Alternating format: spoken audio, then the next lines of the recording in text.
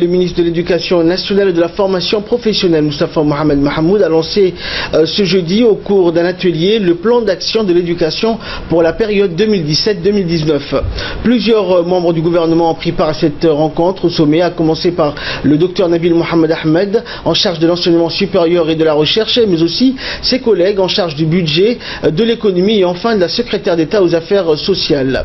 Monsieur Bodi Ahmed Roblé, Ilyas Moussa Dawale ainsi que Madame Mouna Ousmane Aden.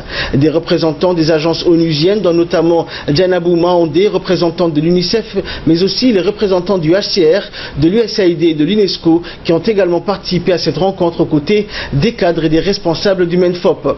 Les travaux de l'atelier ont démarré par un mot de bienvenue du secrétaire général du MENFOP, Mohamed Abdellah Mahyoub, comme un prélude à la présentation du document du plan d'action de l'éducation 2017-2019 qui a été effectué par les cadres du ministère. Cette brillante présentation a suscité des échanges et des réflexions qui ont ouvert la voie aux interventions des officiels, à commencer par celle du ministre de l'Éducation nationale et de la formation professionnelle, Moustapha Mohamed Mahmoud. Et à l'issue des interventions officielles, les membres du gouvernement et les représentants des Nations Unies ont paraphé la lettre d'endossement du plan d'action de l'éducation qui acte son lancement officiel. Donc c'est l'éducation qui va être le moteur, les ressources humaines, le capital humain de Djibouti va être le moteur du futur de Djibouti. Juste pour dire, Monsieur le ministre, que la Banque mondiale est disposée à accompagner ce plan et les discussions que nous allons avoir, nous allons voir quel montant on pourrait allouer à l'appui de ce plan 2017-2019 pour le financement du secteur de l'éducation. Au nom du groupe local des partenaires de l'éducation, à l'occasion de cette cérémonie de lancement du plan d'action de l'éducation pour la période 2017-2019, qui marque à la fois l'aboutissement d'un long processus que nous avons engagé ensemble et le point de départ d'un grand chantier dans lequel nous serons tous appelés à entreprendre. À la fin de ce processus, j'ose affirmer que le plan d'action de l'éducation ne manquera pas d'accélérer les efforts pour une éducation de qualité pour tous et pour toutes, et que les priorités identifiées contribueront à la réalisation des cibles de l'objectif ODD 4 des Nations Unies relatif à l'éducation. Excellences, Monsieur le Ministre, permettez-moi, au nom des partenaires de l'éducation, de remercier très sincèrement l'équipe technique du ministère de l'Éducation nationale et les membres du groupe local des partenaires de l'éducation qui n'ont ménagé aucun effort pour voir aboutir ce processus. Donc, des propos partagés par les membres du gouvernement présents à cet atelier qui ont insisté sur leur entière disposition à accompagner les MENFOP dans ses ambitions pour l'éducation et la jeunesse. Nous les écoutons. La place de l'éducation dans notre système socio-économique, c'est quand même un instrument qui doit contribuer au renforcement du capital, au renforcement à éviter les difficultés socio-économiques. Et le système de protection sociale utilise l'éducation après la santé comme des mesures importantes d'accompagnement des populations. Et je pense que l'engagement qui est pris autour de cette réunion aujourd'hui, c'est que tout département ministériel devra se mettre aux côtés du ministère de l'Éducation pour que ce plan d'action soit une réussite pour le pays. Les programmes qui nous a été présentés répondent à ces enjeux. Il est clairvoyant, réaliste, réalisable, et nous ne pouvons qu'accompagner, applaudir et féliciter ce projet-là. Je voudrais rajouter 2 ou 3 points qui me semblent très très importants. C'est tout d'abord les technologies de l'information et de la communication. L'élément important, c'est, je pense, la formation de l'enseignant qui va utiliser les technologies de l'information et de la communication.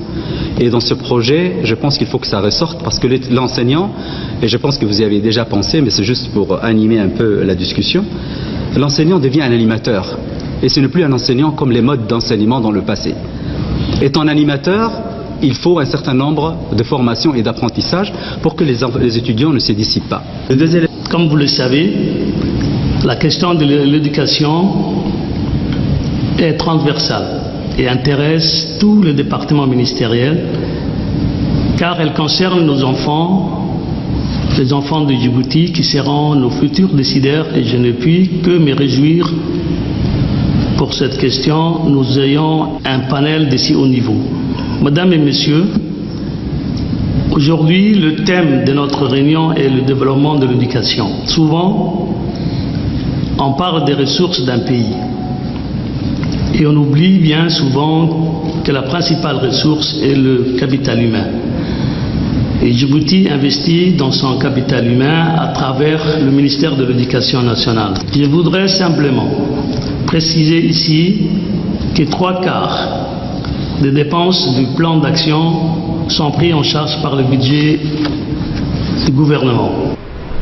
Et clôturant la série des interventions, le ministre de l'Éducation nationale, M. Moustapha Mohamed Mahamoud, a fait un large tour d'horizon des priorités et des résultats attendus de ce PAE 2017-2019 qui clôt le schéma directeur 2010-2019 et préparer le nouveau schéma directeur 2020-2035. Voici ses propos.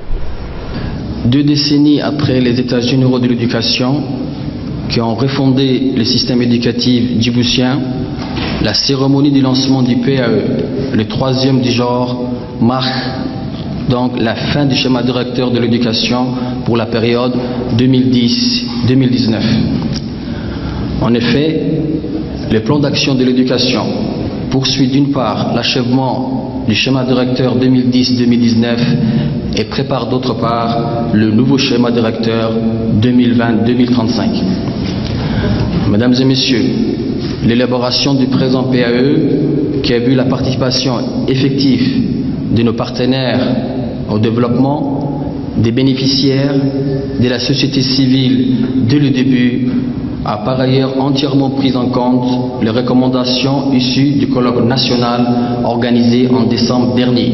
Mesdames et Messieurs, c'est à travers le présent PAE et le futur schéma directeur que nous devons donc poursuivre nos efforts pour la scolarisation de nos enfants partout sur le territoire national et parvenir, Inch'Allah, au taux de 100%.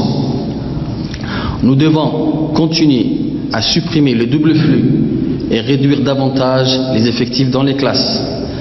La prise en charge des enfants, des réfugiés est aussi un défi majeur du MENFOP qui vise, je pense, à travers ce plan à pratiquement doubler le taux de scolarisation de cette catégorie qui passera, Inch'Allah, de 8 à 19%. Enfin, la gestion axée sur les résultats. La gare appropriée par ce plan doit entièrement prise en compte car il est impératif que nous puissions exiger de nous-mêmes et chaque niveau de responsabilité des résultats par rapport aux défis que nous nous sommes assignés.